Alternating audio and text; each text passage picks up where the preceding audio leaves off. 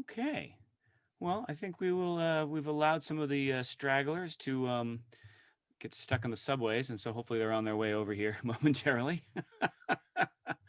But welcome everybody, and thank you so much for taking some of your time today to join us. My name is Eric, and I run the Bootscrape Entertainment, which has been doing its Greenwich Village literary pub crawl for 22 years now.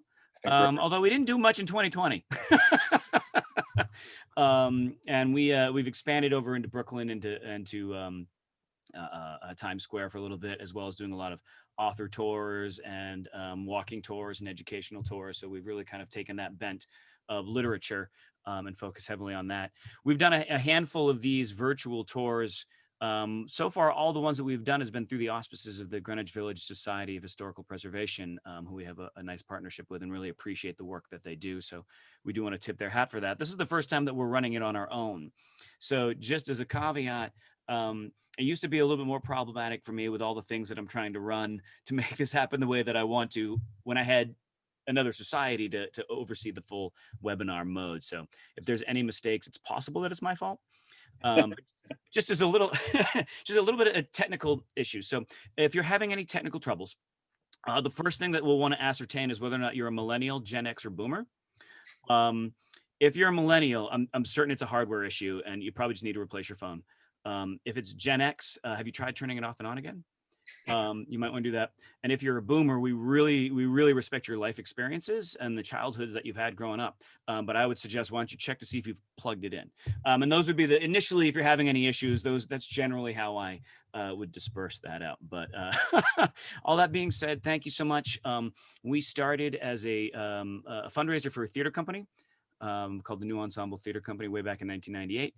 And as that company slowly delved into the financial debt that theater companies often do, we became a fundraiser for a Bakerloo Theater Project until that also began to fall into the ranks of some debt. And then we said, why don't we just do what we do best, which is just raise funds for this company. And it is surprisingly, it's not the cash cow you think it might be.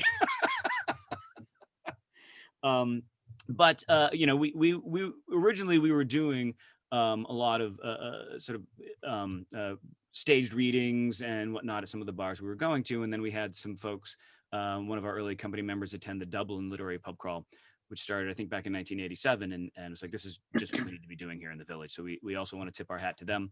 And the literary pub crawl concept has really kind of exploded worldwide. And I think, the Dublin folks are both proud and probably annoyed that their great idea has taken off. But I know Edinburgh has one, and which I haven't done, the London Literary Pub Crawl, and I think we the gentleman who runs that is on here with us today, and that's a lovely tour. I had a lot of fun and have been wanting to get back.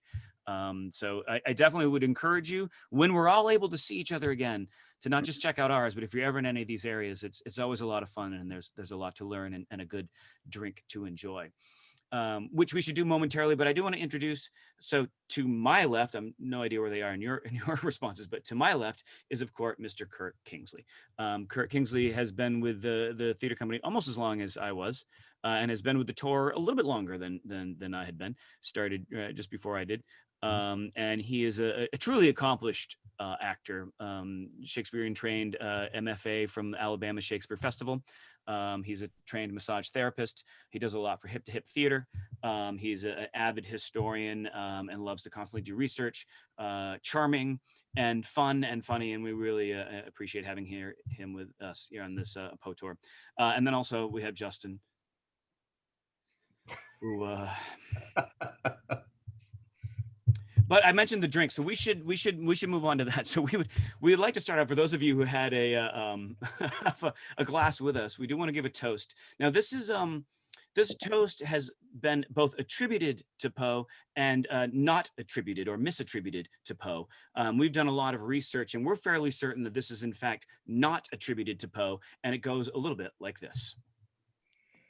Filled with mingled cream and amber, I will drain that glass again. Such hilarious visions clamber through the chambers of my brain. Quaintest thoughts and queerest fancies come to life and fade away. What care I how life advances? I am drinking ale today. Cheers. Cheers indeed. And so to begin You know, with it's our funny, tour. ale is one thing that I don't have. I have wine and whiskey, but that's all right. It's not Poe, right? So it's fine. There you go.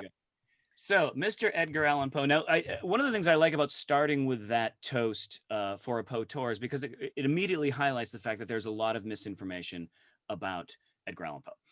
And there's a lot of confusion with the history. It was over 171 years ago that he died today. And so it's easy for a lot of information to kind of get lost and whatnot. And some of this actually, unfortunately, comes from what for the longest time was the preeminent Edgar Poe scholar, Mr. Thomas Olive Mabbott, as is shown here.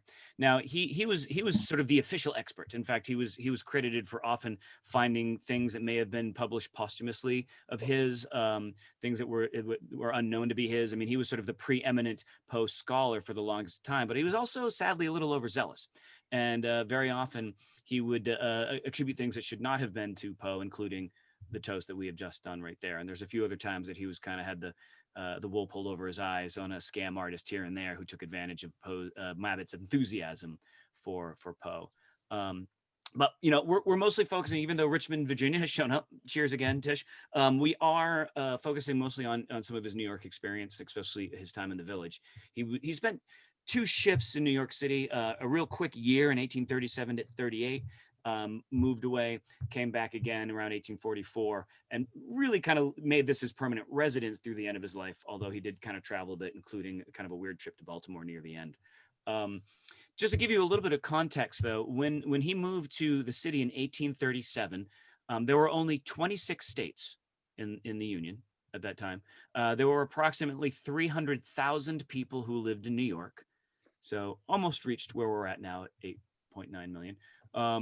When he died in 1849, there were 30 states in the Union, and there were about 516,000 people who lived in New York City. To give you a sense of the sort of the change that was going on, most of the country sort of ended sort of just west of the Mississippi River. So here's a little map we found of roughly the time period where Poe was alive and where Poe was in New York City, and the Great Salt Lake Basin there. When he moved here in 1837, it was only just not too long after the Battle of Alamo had happened. It was a few months before, which was a few months before his marriage to Virginia Clem. But even before he moved to New York, he was working as an editor at times. He was working doing reviews, and he was trying very aggressively to try to get some of his works published, and was struggling financially. And we found a great letter that he wrote about when he was trying to get published into the New England Magazine, which was a semi-reputable trade paper at the time, and he had submitted a few stories, but it kind of shows the state of mind he was in at this time, and it goes a little like this. Baltimore, May 4th, 1833. Gentlemen, I send you an original tale in hope of your accepting it for the NE, your magazine. It is one of a number of similar pieces which I have contemplated publishing under the title of 11 Tales of the Arabesque. If you like the specimen which I have sent, I will forward you the rest at your suggestion. It is, however, optional with you either to accept them all or publish epimemes and reject the rest.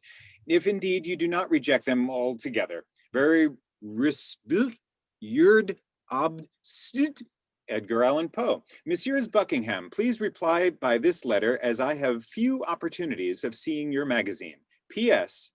I am poor. And I got to call out for a second there, Justin, because you really did a good job there, and a lot of people take a creative license to his letter. That was not a technical glitch that you saw. As you can see, once I get control of my PowerPoint again here, that is how he signed his letter. Very respectfully, your obst.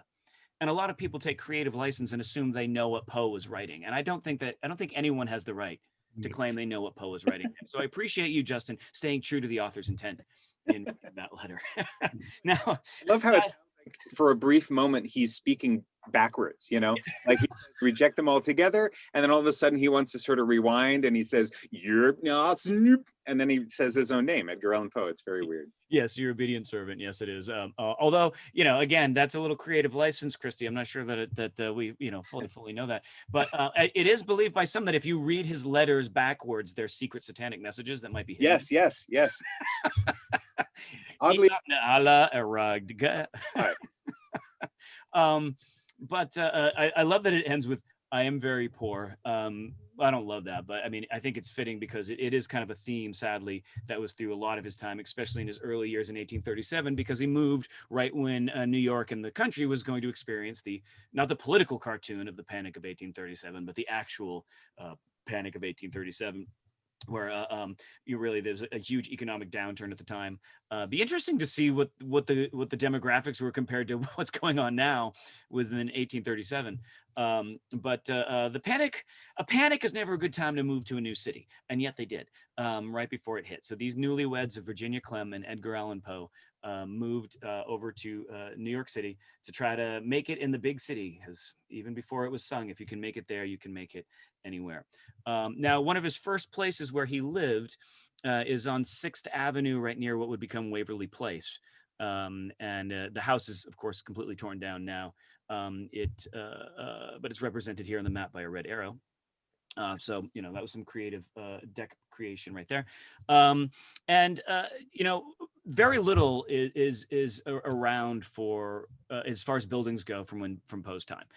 In fact, when we first developed this as a walking tour, one of the things we focused on is how do we create the historical context, the context of what the city was like, so that we can understand a bit more, since there were only a handful of buildings that were still around. And one of those is, of course, where might he have been going drinking? In 1837, he was still fairly active as a drinker at that time.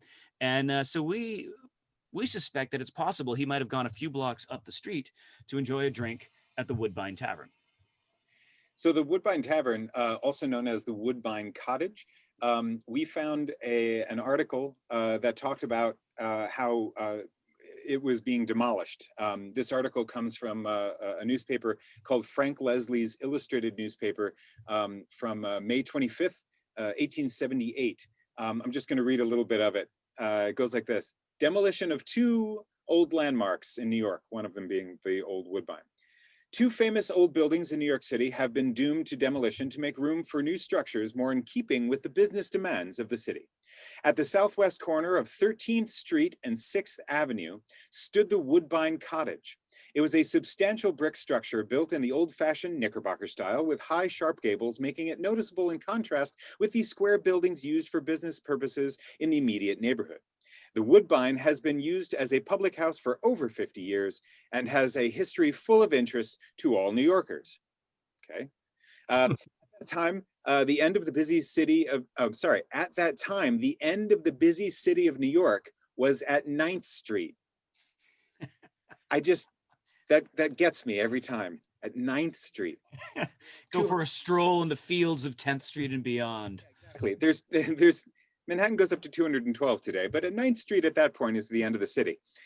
In former days, young men and old alike used to walk out from the noise and the bustle of the town to the Woodbine to get the country air past 9th Street. At about 13th Street. Chairs and tables were brought out on the grass. Picture this, 13th Street. Chairs and tables were brought out on the grass, and the place almost resembled one of those pleasant retreats. It is safe to say that the Woodbine from 1820s to the present time has been a special resort of most distinguished New Yorkers than almost any other place in the city. That's wild. Cheers to putting chairs out on the grass of 13th Street. Yeah, exactly. Pastoral 13th Street. Now, while he was living here at the on 6th Avenue, and here's a picture we found of, again, the location. The building has been torn down now. This is from the 1890s of that area. Virginia, as a way to help make ends meet, would often run boarding houses wherever they were staying, and so they did share this house with a gentleman who would eventually become a very prominent bookseller by the name of William Gowans. And Gowans was very affectionate about the Poes, both of them, and which is why I said Poes plural, in case you were wondering. But some sources say he may have even moved to a few locations along with them when they moved house a little bit. But they met at the Waverly Place, according to them. And Gowans was really concerned about the reputation of Poe, especially after his death. because there's been a lot of misinformation and legends and exaggerations about the quality of Poe as a person. And he took offense to this. And especially in 1870, he had read an article in Fraser's magazine that really sort of denounced Poe as not being all that much and being a little bit of a drunkard, drug addict sort of thing.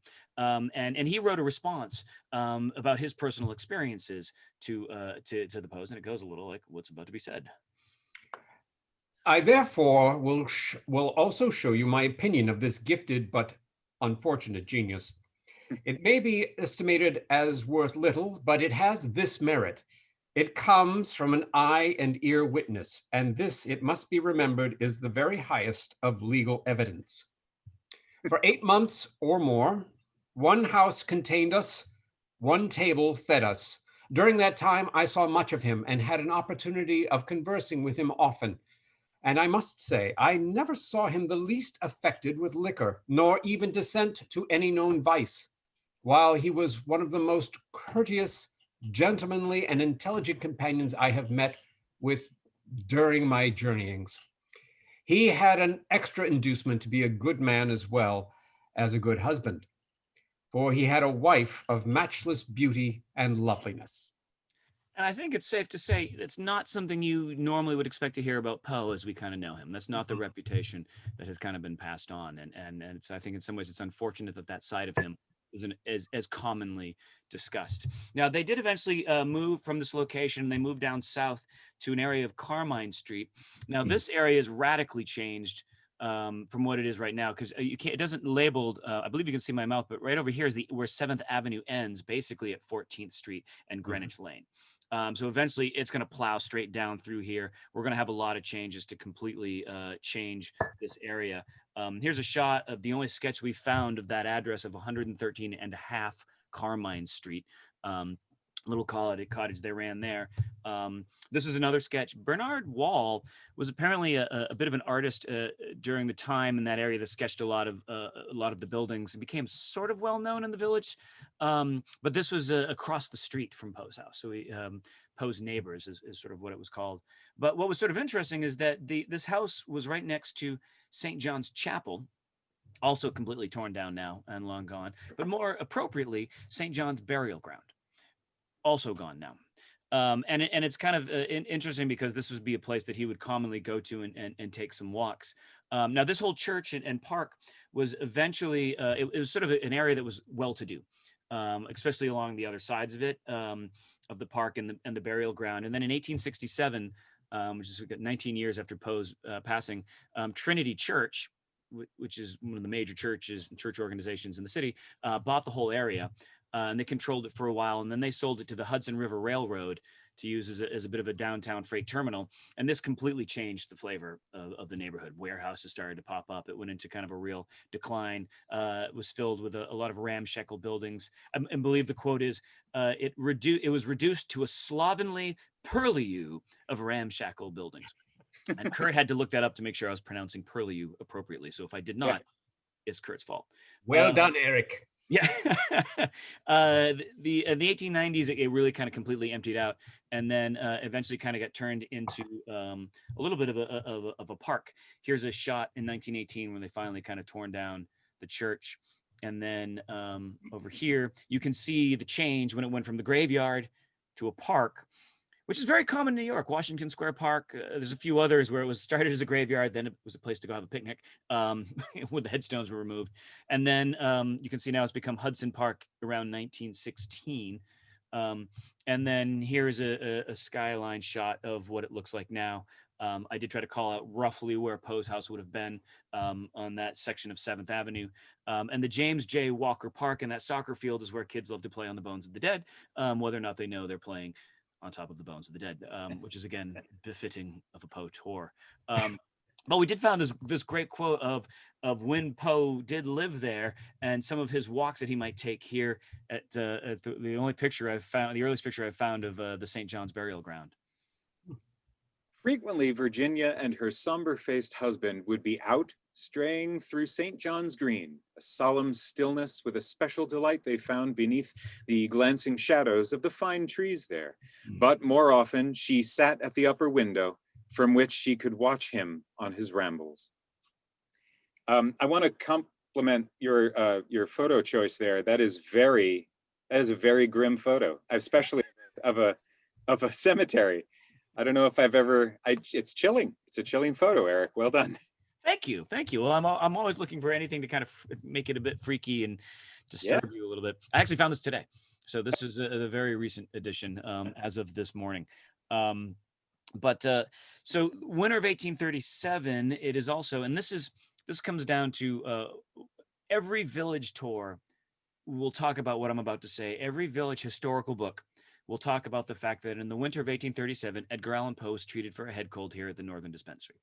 Now, literally, every single history book written about Greenwich Village says in 1837, Edgar Allan Poe was treated at the Northern Dispensary for a head cold. The source of that gets a little bit murkier.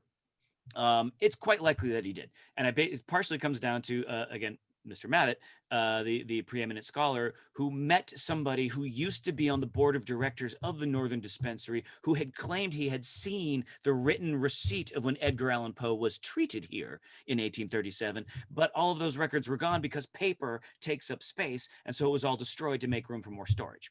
So when you're complaining about your CD book jackets taking up a lot of space, the paper took up more. And so they cleared it all out, and there is now no ever official record. So it is likely, but can never truly be proven. This was a fun shot. And we took a little time with us yesterday trying to figure out the orientation of this building as compared to now, especially now that it's white in this picture from 1885.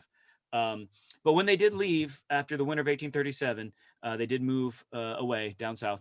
And again, a little historical context. They left right before would be the infamous Trail of Tears March, where over 4,000 Cherokee Indians had a forced march, and many of them died on that march as they were pushed west. You had there'd been tensions building for a while. You had Victoria, I believe, was just about to be crowned Queen of England, and maybe our British compatriots can confirm or deny that. And really, Canada just a year or two earlier had given all blacks in Canada the right to vote, and we're still a long way to go here in this country compared to where Canada was at that time. So just to give you a little bit of a spot, but we would like to think that when he was leaving, he might have swung back to his old neighborhood on Waverly Place and maybe had a farewell drink at another one of the bars he might have frequented, which would have been, of course, what once was called the Hawthorne, but later became known. Oh, I do. Sorry. I love this picture. It was a big deal to move in New York at that time. But the Hawthorne bar that we're about to talk about, which became more commonly known as the Old Grapevine. Yeah, so the Old Grapevine. Well, first of all, since we're visiting another bar, we should all have a toast. Yes. Good point. So we like to, toast as we enter a bar. So this toast, very quick, very brief, by Ernest Hemingway. Always do sober what you said you'd do drunk. That will teach you to keep your mouth shut. I wish I'd learned that lesson. Lovely. Yes. So our second bar. Well, I was going to say before we go into that. Oh, yes, by all means. I also wanted to mention that that if you're enjoying yourself so far, we would love for you to take a look at some of our social media when you're done. We're finished here this evening, and just jet on over to Twitter or Facebook or Instagram, and if you wouldn't mind just giving a couple of words of how much you enjoyed it. Maybe I say a little something nice for Eric. His ego is really fragile. We like to help Eric out a lot. And I'm going to put the links here in the chat, and that would be lovely. But now, Kurt, take it away about the Old Grapevine. Oh yes, our second bar, the Old Grapevine, which was located on the corner of 11th Street and 6th Avenue. Sometimes when I'm taking a group on the pub crawl down to Patchen Place, I'll point to the corner and tell them a little story about it. There originally was a 3-story clapboard house, which was built sometime in the 18th century, located on that corner. There's a picture of it there. It was originally a private home, but eventually became a saloon known as the Hawthorne. The 11th Street side of the building was covered with a gnarled old grapevine. So By the early 1800s, the establishment was simply known as the Old Grapevine. During the Civil War, it was a very popular hangout for Union officers, and because of that, it was also a very popular hangout for Confederate spies. Later on, when Jefferson Market Courthouse was built, local lawyers and politicians would gather there and talk business, and occasionally artists and actors would also meet there, and it was an ideal place to get news and information, or in the case of spies and politicians, an ideal place to start rumors and gossip, leading to the popular phrase, "heard it through the grapevine," which, of course, was immortalized by Gladys Knight and the Pips. And then, of course, the California Raisins. Right. We don't have a clip of that, do we? No, we do not. We do not. Oh, thank God. All Gen Xers just turned it on and off again. Yeah. Do you remember the Raisins, the California Raisins Christmas special? Yes, they had. Didn't they have like a regular cartoon? Yeah, for a while. They it did. was claymation. My favorite was the We Three Kings with the camels. If anybody remembers that, but this is kind of a tangent, isn't it? It is a mild digression. So we want to skip ahead. So they moved away. They had a final drink at simpler times indeed. They wanted to have a drink at the Grapevine, where we feel safe that could have happened. Moved down south for a while. Decided it was time to make another go at it. So in 1844, they moved up to the city, and they kind of bounced around the first couple months. April and May, they had a bunch of different locations as they were trying to find a place to kind of live. But Virginia was starting to show more signs of her ill health, and so they decided to kind of go out of town, all the way up to 44th Street, to where to the Brennan farm here. And it's 84th Street, not 44th Street. Right? Sorry. Yep. It was 1844. They moved to 84th Street.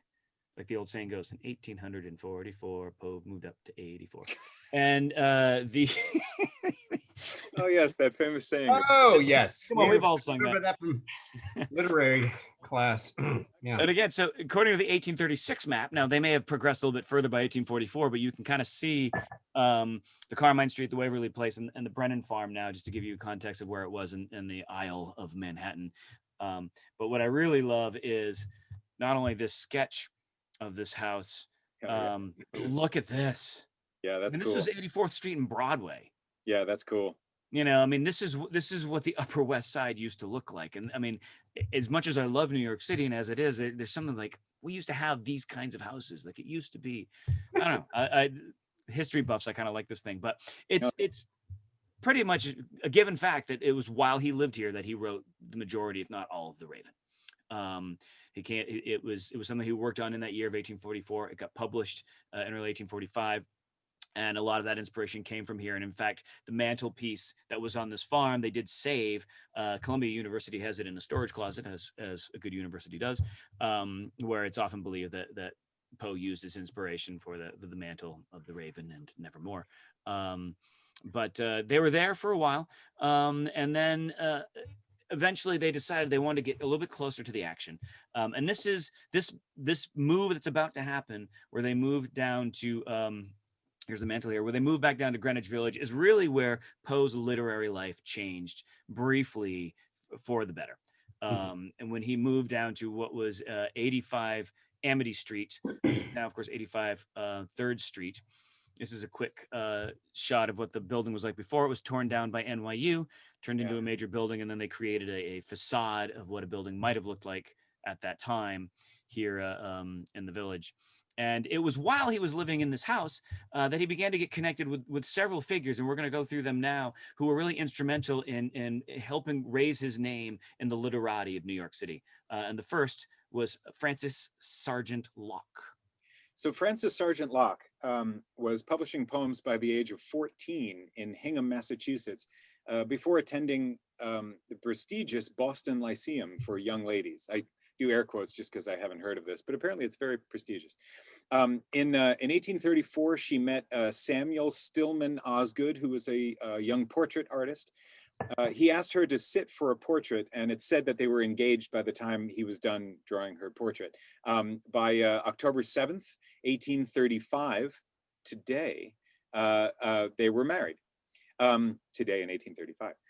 Now Frances, now that she's known as Frances Osgood, this is where we learn that Frances Osgood was able to take care of a lot of things, multitask, I guess. She was able to do a lot of things at one time. See, right around their marriage, right after their marriage, Frances Osgood and her husband, they moved to England, where she proceeded to produce one child and then 2 full collections of poems, possibly at the same time. I love that phrase. She produced 1 child and 2 works of poetry. I mean, just producing 1 child is a lot of work. I trust me as a parent. I can tell you this.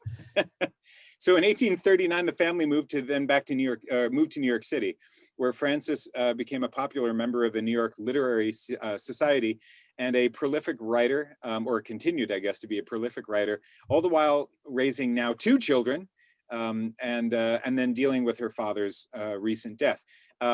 Also at this time, she was separating herself from her troubled marriage. Right around this time is 1843. In February of 1845, Poe gave a lecture in New York in which he criticized most of American poetry.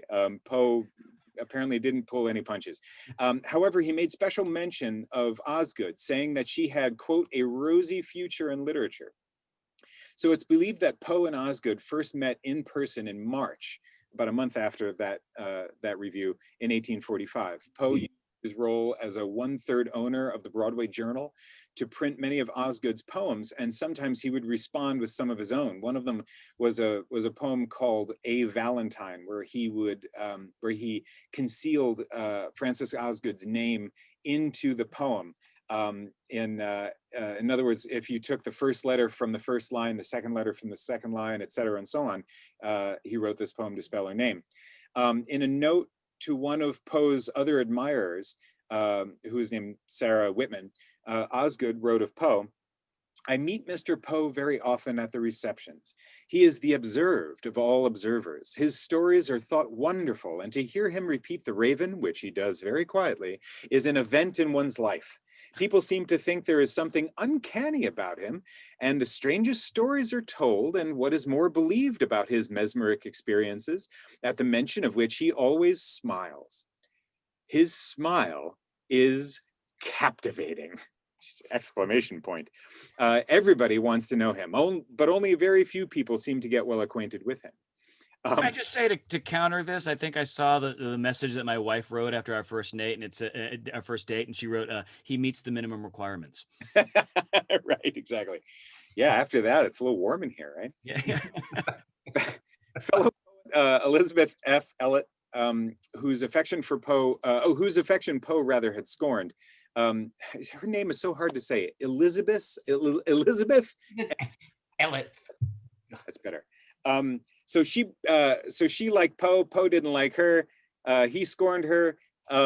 And she started spreading rumors about Poe and Osgood. This is sounding like a junior high dance that you're describing.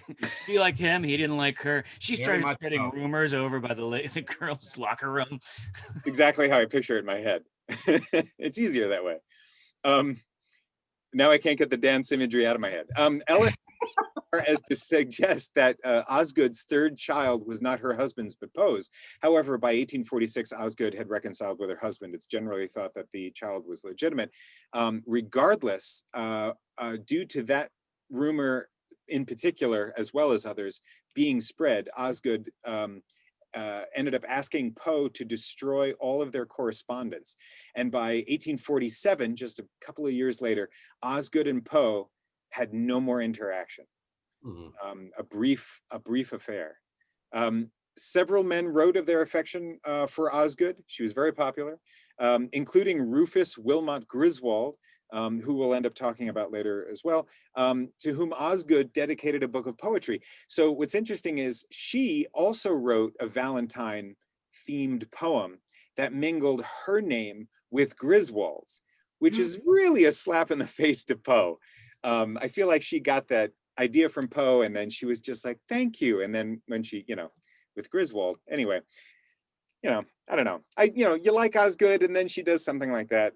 The Valentine in her social studies book, and yeah, it was. You get the feeling that after going to the girls' school that she went to, that she would have a little more class. Anyway, the competition between Griswold and Poe for Osgood may have led to their infamous rivalry, best exemplified in Griswold's character assassination of Poe after Poe's death, which we will not get into quite yet. We'll do that a little bit later. Yes. Now, as you can see, Poe's relationship with women was at times his greatest stumbling block. The women in his life could be jealous and at times vindictive, particularly in the case of Elizabeth Elliot. And at other times, though, he could find them to be the source of great support and encouragement. One such angel was Anne Charlotte Lynch. Anne Charlotte Lynch, later Anne Lynch Botta, was born November 11th, 1815 in Bennington, Vermont. She received her education at the Albany Female Academy in upstate New York, where she graduated with high honors in 1834. She moved to Providence, Rhode Island in 1838, where she became a teacher and compiled an anthology entitled The Rhode Island Book in 1841. It consisted of prose and poetry by local writers, including her own. In 1843, Anne Lynch began what would become her true calling, gathering writers and artists into her home for evening receptions where art, music, and literature were discussed and celebrated. Now, she quickly became the center of a circle that included famed English actress, Shakespearean English actress, Fanny Kemble, who in turn introduced her to an ever wider circle of artists and literary friends. In 1845, she and her mother moved to New York City, where she taught English composition at the Brooklyn Academy for Young Ladies, which is now the Packer Collegiate Institute. And it may or may not interest you to know that my darling wife, the lovely and talented star of stage and screen, the notorious cabaret chanteuse Evangelia Kingsley, also graduated from said Packer Academy. But, there she is. I digress a little bit. So anyway, and there we are again, perched on the lip of a dormant volcano.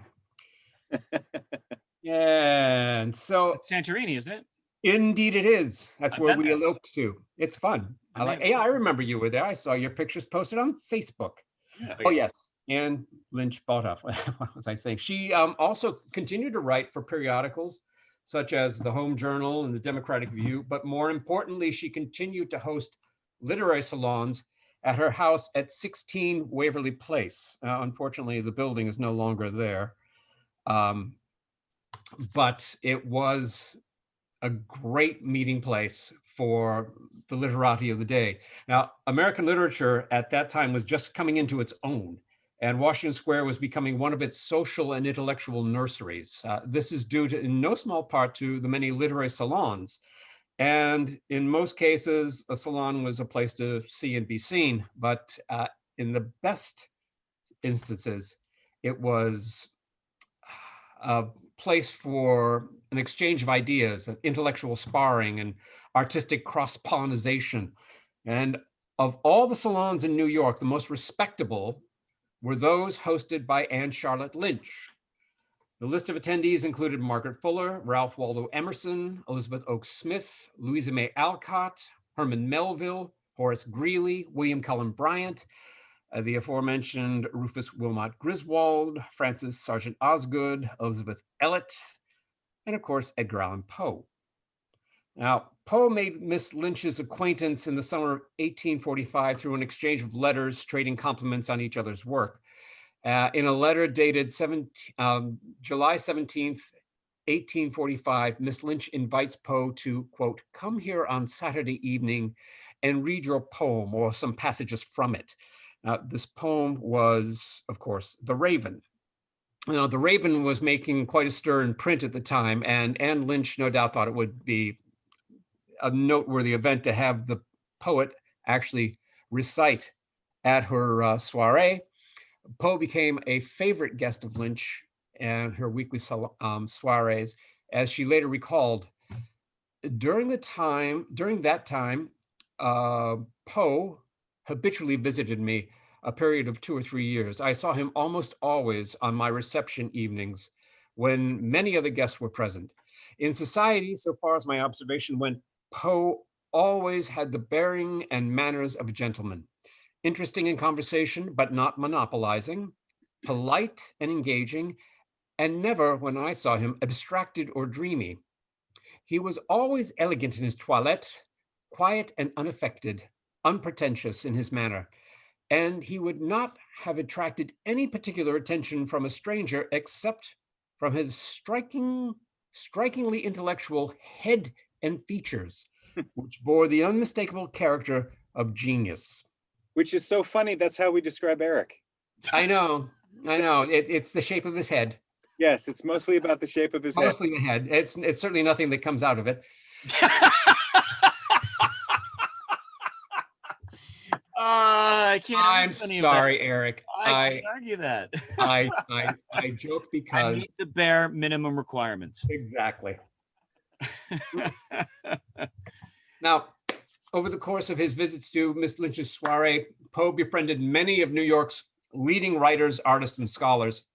However, being at the center of salon society is not without its risks, as we see. At this time, he became the recipient of the attentions of various female attendees, including Frances Sargent Osgood, Elizabeth F. Elliot, and their competing attentions would end up disrupting, if not absolutely tossing up in the air, his professional and personal life. And although Poe would later attempt to make peace with all sides of this triangle, he even sent Elizabeth Elliot a letter of apology, and Charlotte Lynch removed him from her guest list. One other person that we want to talk about that really kind of helped kick off Poe's career in literati would be Everett Augustus Duyckinck. And if ever there was a name that evoked the 1800s, it is the name Everett Augustus Duyckinck. This is someone who's becoming even more well known now that there was a recent book, the Squid and the Raven and the Whale, talking about Poe and Melville's time. Squid and the Whale. Excuse me, Squid and the Whale. Sorry. But I haven't read the book. I just own it. I don't read. I just get the book jacket. But it talks a lot about this gentleman here, Everett Augustus Duyckinck. Now, Duyckinck was he was really passionate about America and the country that it was becoming, and he really wanted to. He was passionate about literature. He was passionate about writers and artists, and he really wanted to kind of push natural genius, as he called it. So he started this organization called the Young Americans, really trying to foster more native talent in the arts and culture of this country, since so much of it was coming still from Europe and overseas. And so he started several literary magazines. He was a staunch supporter of up and coming writers, and especially Edgar Allan Poe. Duyckinck felt that Poe really represented Duyckinck's view of an artist. Like, he just, in every part of it, he embodied a true artist, despite the fact that Poe was often mean and harsh in his reviews. And many of the negative defamations of his character comes from people who were on the receiving end of Poe's rather harsh tongue lashings when he would write, including the lecture where he basically just, demeaned all of American poetry at the time. In fact, some of this came to a head in 1845 when Poe wrote a scathing review of Longfellow's collection, The Waif, and he accused Henry Wadsworth Longfellow of plagiarism. While Duyckinck deplored the harshness of this particular review, he admired Poe's steadfast bravery. And Perry Miller, who is the author of, I guess, The Squid and the Whale, he wrote that Duyckinck felt that Poe may be a harsh critic, often unfair, but he would never puff. And I love that. I love that phrase. He would not puff. Now, puffing, beyond what Bill Clinton may or may not have done during or leading up to his election. Poe and Clinton, always grouping them together. That's right. They hand in hand. They're two, rebirth of the other. To puff would be to party with Snoop Dogg. To puffery was elaborately praising to a gross extent, lavishing layer upon layer of the greatness of whoever you're talking about. It started to become clear that this is probably going a little overboard, and there might be some kind of financial exchange going on underneath it. But that was puffery, but not Poe. Poe did not puff. No, Poe is not a puffer. Iteration. Reflected. Now, Dykking for a while lived at 20 Clinton Place, which is now really 8th Street, right near University Place. But for a brief period of time, there's a couple of blocks that it was his own street before it changed names again, Clinton Place, like Bill Clinton and the puffing. Now, he would have these salons there at that location in the basement of his home, where he had 70,000 books as a backdrop, because he was a very passionate writer and literature, and probably like me, he did not quite read all of them. But he ended up donating all of this to the Lenox Library, and is now part of the New York Public Library. I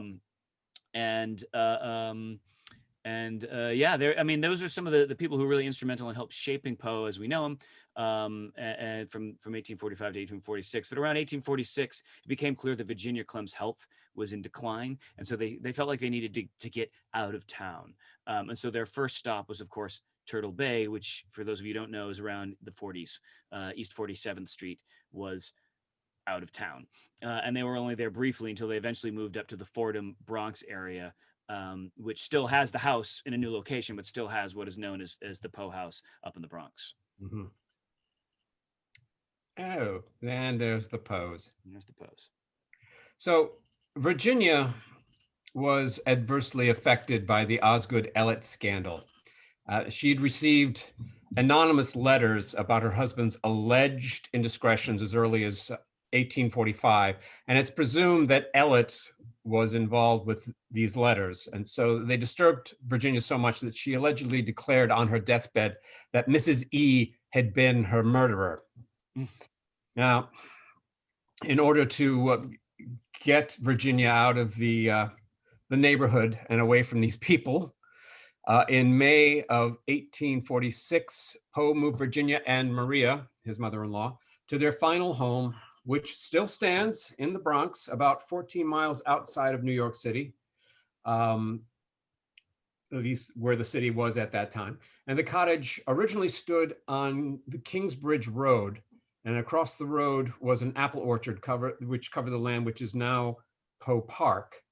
And it was hoped that the change of scenery and the fresh air would benefit Virginia's condition.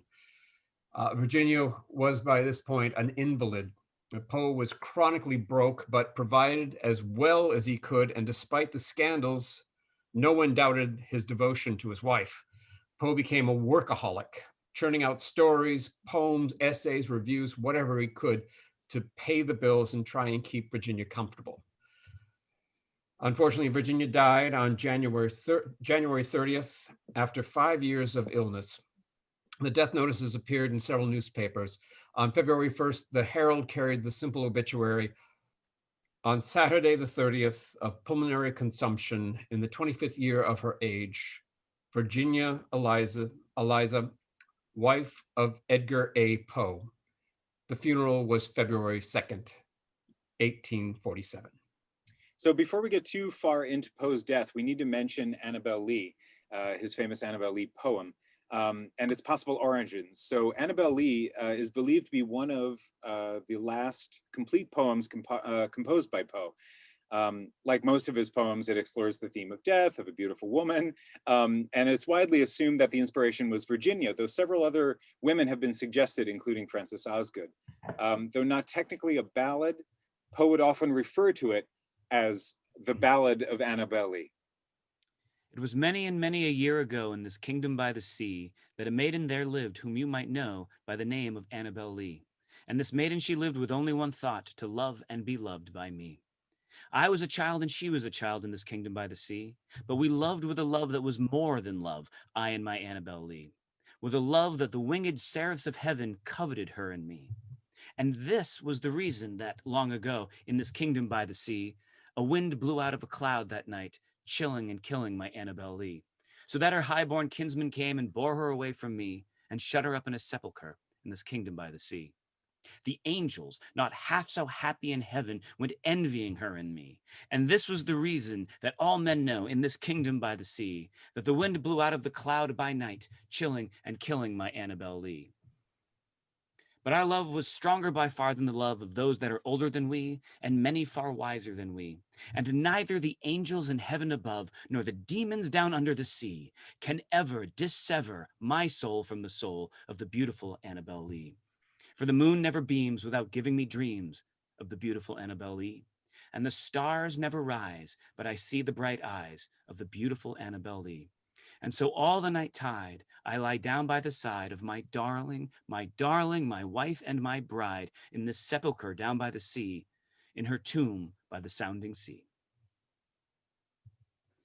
So what's interesting about this poem is that there was also a local legend in Charleston, South Carolina, where Poe was stationed for a time while he was in the army, that tells the story of a sailor who met a woman named Annabel Lee, and her father disapproved of the pairing. And so the two would meet privately in a graveyard before the sailor's time stationed in Charleston was finished. So while he was away, he heard about his love, Annabel Lee. He learned about her death from yellow fever. And so her father, again, disapproving of the two, would not allow him at the funeral. And so because of that, he didn't know where she was buried. He then instead would keep vigil in the cemetery where they had often secretly met. Now, near the end, before her death, Virginia had a mutual friend by the name of Mary Gove. Now, if I can control my PowerPoint here, and Mary Gove had a friend, I should say, who was very concerned about how poverty was affecting their health and their living conditions. So she had her friend of means who cared deeply for the poor. She introduced them to the Poes, and after the visit, Gove's friend started to bring clothing, food, some supplies to help keep them within necessities to maintain their health. Now, Gove herself was described as a participant of a lot of the wild sciences of the time.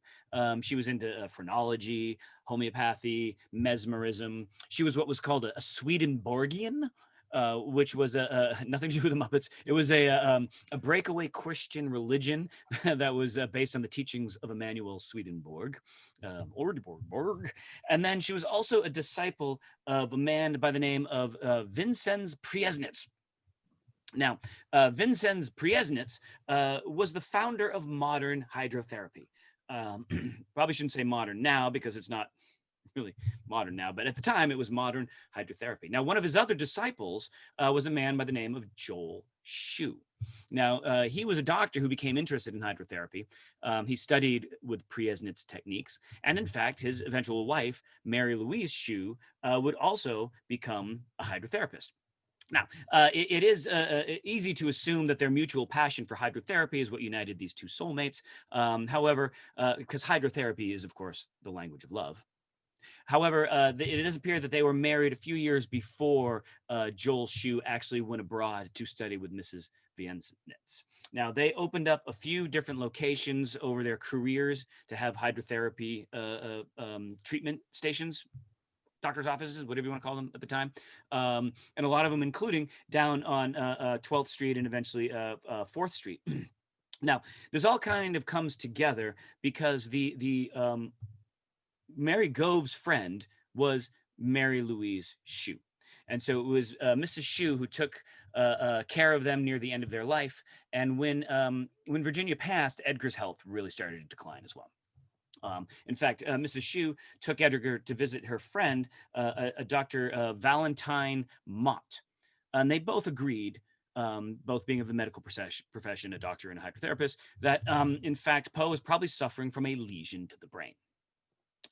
Now, Mott, this is a slight tangent, but to give you some history, Mott was living at the time down on 1 DePaw Row in Manhattan.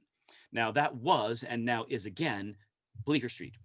What ended up happening is you had this period of time on Bleecker Street where some people wanted to revitalize the neighborhood and basically raise the costs of real estate, which is a rare thing to happen in New York City. So during the 1820s, you started to see several of these blocks kind of get renamed. As the New York Times like to kind of write about it, they wrote, the fault was addressed in 1827 by a man named Isaac Green Pearson, who from the block of Mercer to Green Street changed the name to Leroy Place after Jacob Leroy. Now that's part of NYU and of course is Bleecker Street.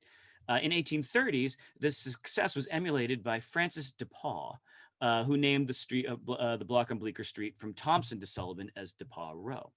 Basically, Francis DePauw was French and said, "Oh, that's a good idea," and so he did this. So Dr. Mott was the very first resident here at DePauw Row. Now, while Mott was living there, there was a couple of rather illustrious neighbors that he had. Just a little bit to the block along the west, on what was 4 Carroll Place, another one of these highfalutin fancy blocks on Bleecker Street, it's now 149 Bleecker, was where James Fenimore Cooper lived and where he did some of his writing. And Poe was a contemporary of Cooper, and Cooper was often the recipient of several scathing reviews of said Poe. But more appropriately is to the east side of him would have been what would be 177A Bleecker Street, which I'm sure most of you already know is, of course, the address for the Sanctum Sanctorum of Dr. Strange. Now, how does this all connect? I'm sure you're wondering, to Poe, and it's muddled, but eventually will become clear. It is believed pretty much concurrently that, I don't think I used that word correctly. It is pretty much believed that Dr. Strange's illustrious visage was based upon young Vincent Price, who does look very Dr. Strangely here. Yes, it's true that the man who played Egghead in the Batman series was the inspiration for the look of Dr. Strange. Now, beyond just his magnum opus of playing Egghead on Batman, Vincent Price was considered to be a very reputable actor, and he acted in several adaptations of Poe's work by filmmaker Roger Corman. There's a shot here of him looking very dramatic at the Pit and Pendulum, but also Corman's adaptation of The Raven. Now, continuing this thread, The Raven and Poe's poem, The Raven, inspired Raven-Symoné's parents to name her Raven, which then led to the hit Disney show That's So Raven, about a family of mystical magicians using witchcraft for good in the humor of young teenagers, that ran on Disney for a whopping 100 episodes. Very, very successful, surprisingly, since it was set in San Francisco and not New York. But that record was then later broken by the Wizards of Waverly Place, by 6 episodes. Wizards of Waverly Place ran for 106 episodes, and of course, as a reminder, 666 is the number of the beast. Now, the Wizards of Waverly Place, despite being very white, it would appear, was set at the nexus of magical power in Greenwich Village, which is, of course, the corner of Waverly Place and Waverly Place, where stands none other than the Northern Dispensary. Now, again, in 1837, at the Northern Dispensary, it was allegedly where Edgar Allan Poe was treated for a head cold. Now, the people who were on staff that night, according to those records, at the Northern Dispensary, the night that he was admitted, were Dr. Valentine Mott and Mary Louise Shue. Everything is connected. No. Oh, man. Is there anything else to say? You know, and that's how JFK was assassinated.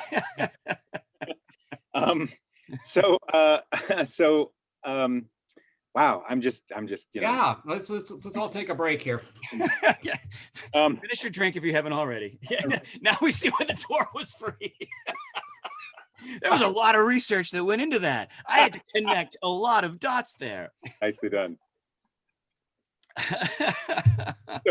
On October 3rd, 1849, Poe was found delirious in the streets of Baltimore, in great distress and in need of immediate assistance, according to Joseph W. Walker. He was taken to the Washington Medical College, where he died on this day, on a Sunday, October 7th, 1849, at 5 in the morning. We even know that. Poe was not coherent long enough to explain how he came to this dire condition, and oddly, he could not explain why he was not wearing his own clothes. It said, I've had that same issue. Why am I not wearing my clothes? Yet another connection to Eric.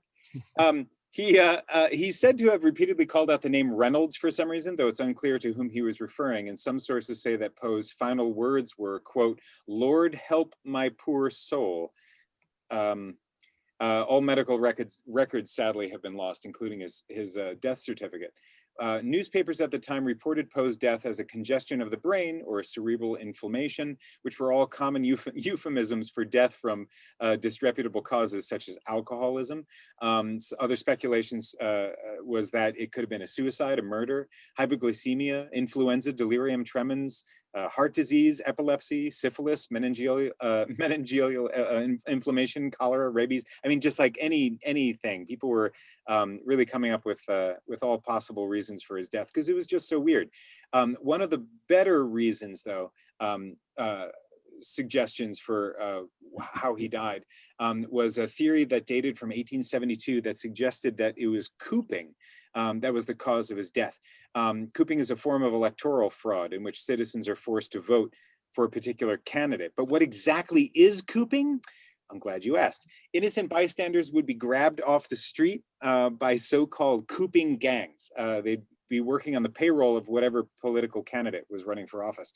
And they would be kept in a room, often called the coop, given alcoholic beverages, and suggested to comply to the group's wishes to vote for the candidate that they're working for. If you, as the person being cooped, or Poe, as the person being cooped, refuse to cooperate, they might beat you. And as long as you kept saying no, they would keep on beating you.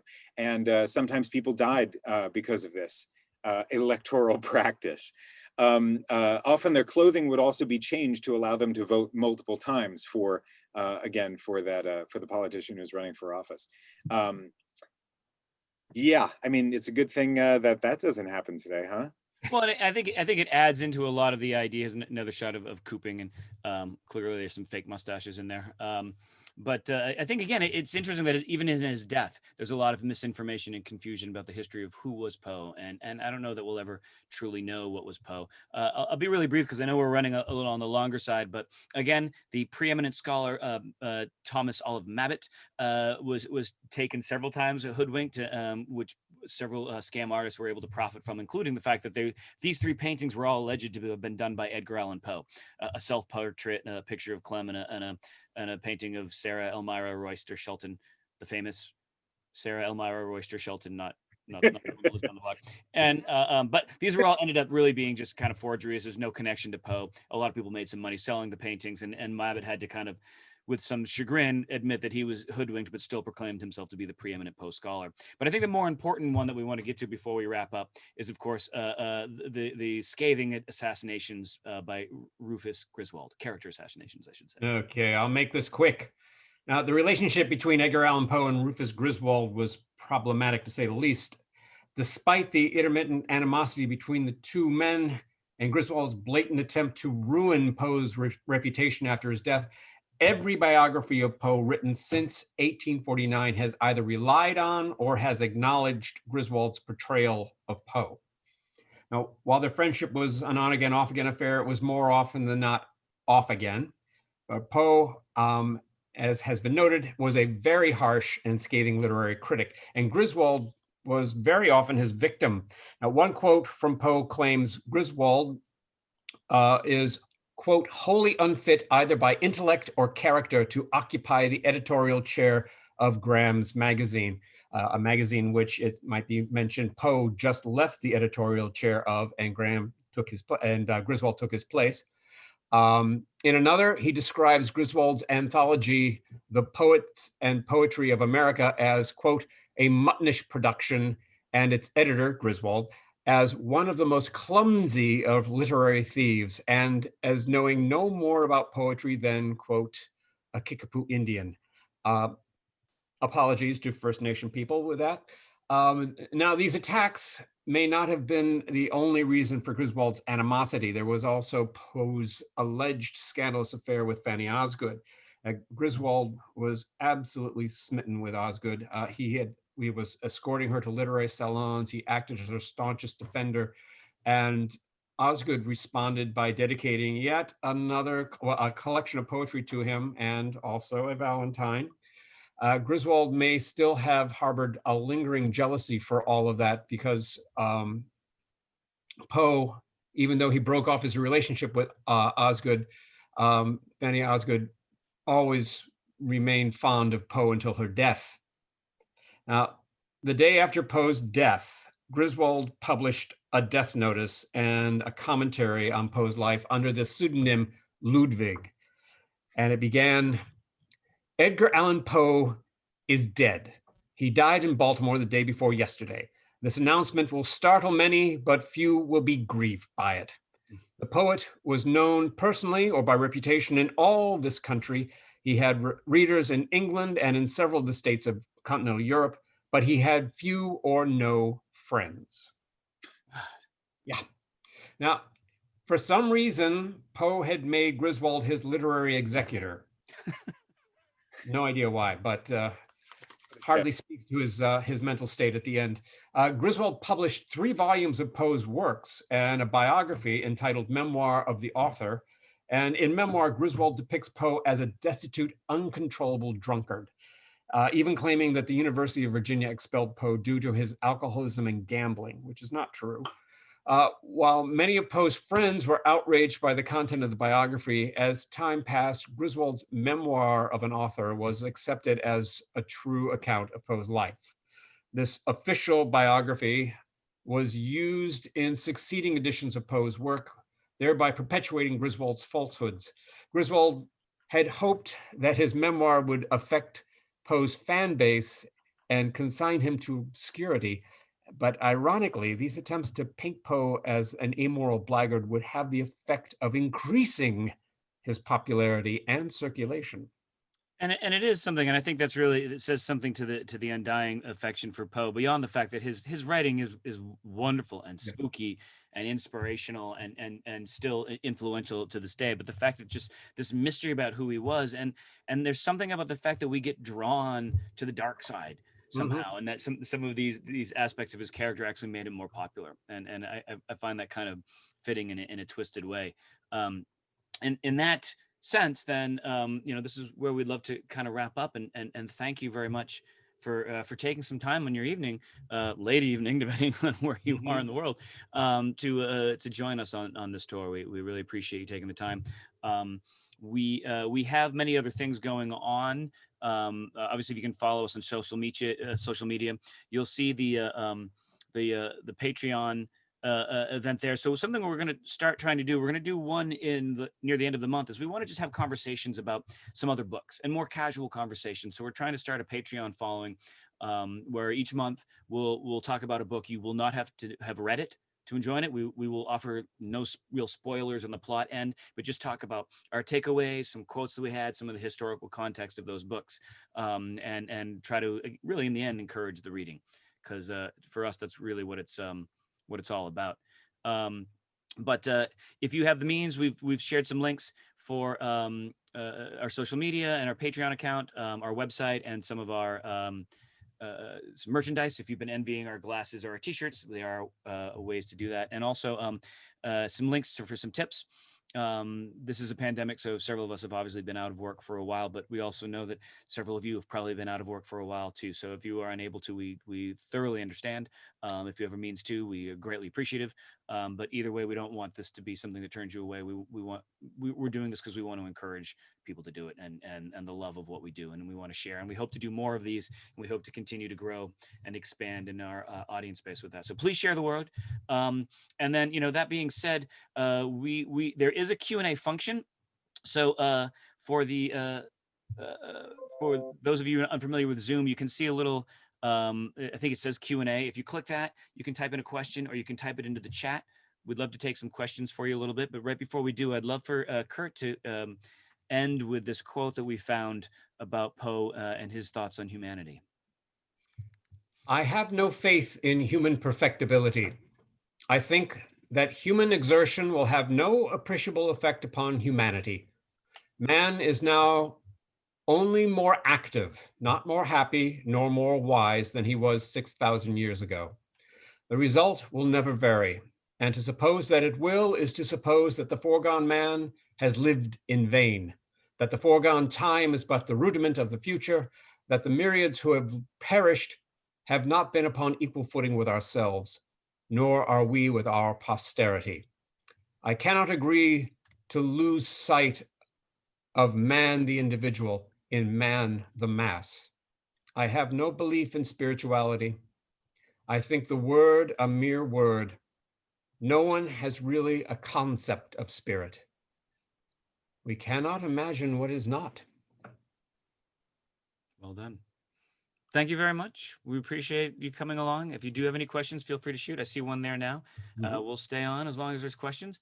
And again, thank you so much for spending some time. We do really appreciate it. We have a lot of fun doing this, and we hope that that other people enjoyed it at least half as much as we did.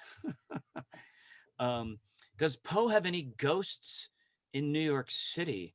I actually don't know if there's anything connected with Poe himself. I mean, we've come across ghosts on our walking tours, and we point a few out, like Dylan Thomas, and some of the ghosts on Gay Street. But I'm not sure.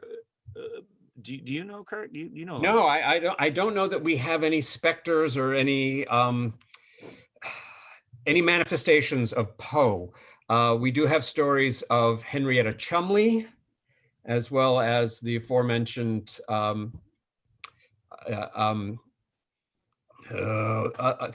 Welsh poet Dylan Thomas.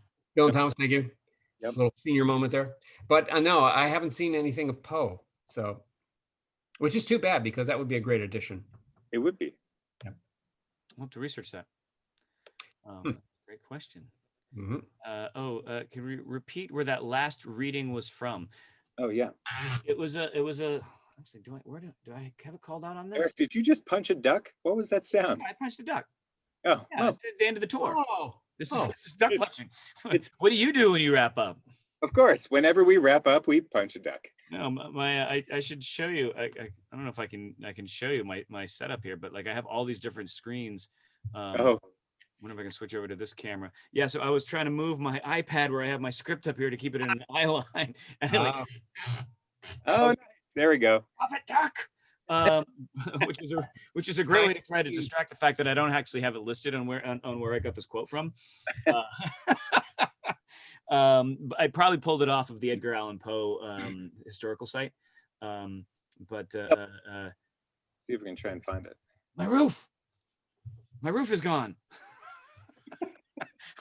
Rose just asked where my roof went. I've been hiding it this whole time. My great office is in a basement here. I'm not sure. I'd have to look that up, but that's a great question. Thank you, Sarah. I guess, yeah, Rose Anderson just asked where so my basement office is a basement with an unfinished ceiling, which eventually I will finish once I've finished all the work that we're doing down here in the basement. But it started this way. I haven't taken the roof away.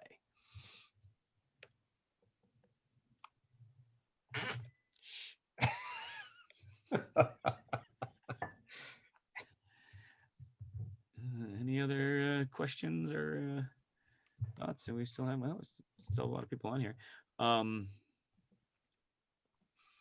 of the things that we liked about doing this was finding some of these other bars that we had come up, and we were finding that trying to keep this within like an hour-long timeline is a tricky thing. But it was kind of fun researching some of the bars that could have been places, because as a literary pub crawl, we've often tried to focus on that side of it, and so finding a couple of those has always been it's interesting to help put things in perspective for us a little bit. I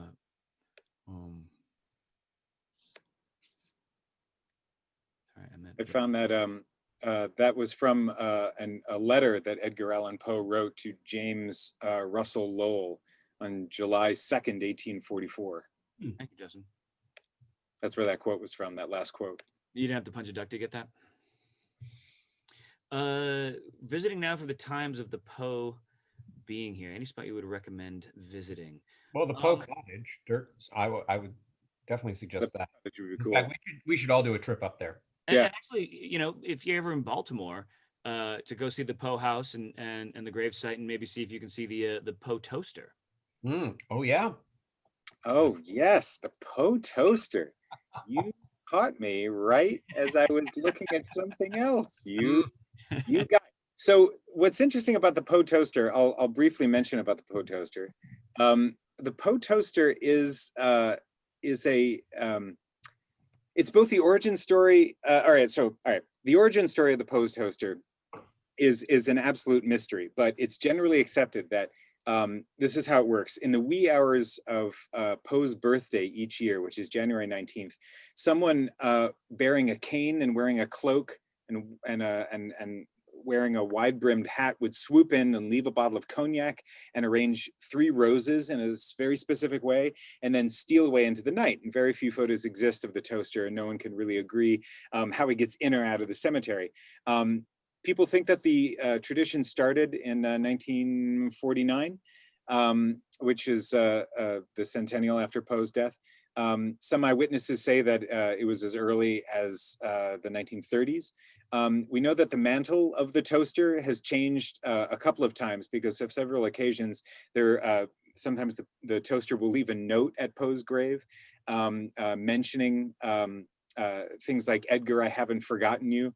In 1993, a note was left that said, the torch will be passed. And then another note in 1999 suggested that the original toaster had died the previous year, and now the person who was taking over from now was simply referred to as a son. So of course we don't know if that's, you know, a son in spirit or a son in, you know, literally a son. Not sure. In 2016, the Maryland Historical Society selected a new toaster to revive the tradition.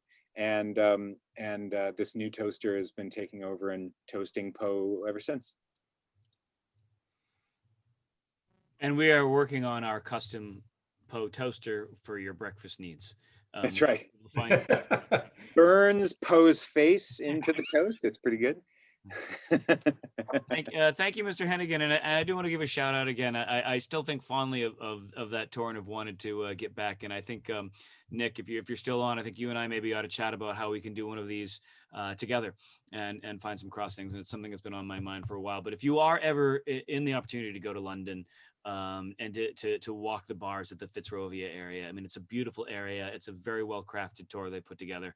And Nick is a wonderful, he runs a theater company, the Maverick Theater Company, which is constantly trying to churn things out even in this pandemic, and he's kind of fun to follow on Facebook. So I did want to give that shout out, and it's really nice of you, Nick, to have joined us today.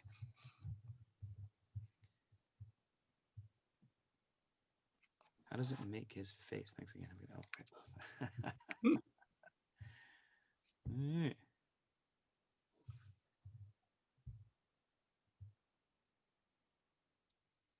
Very good.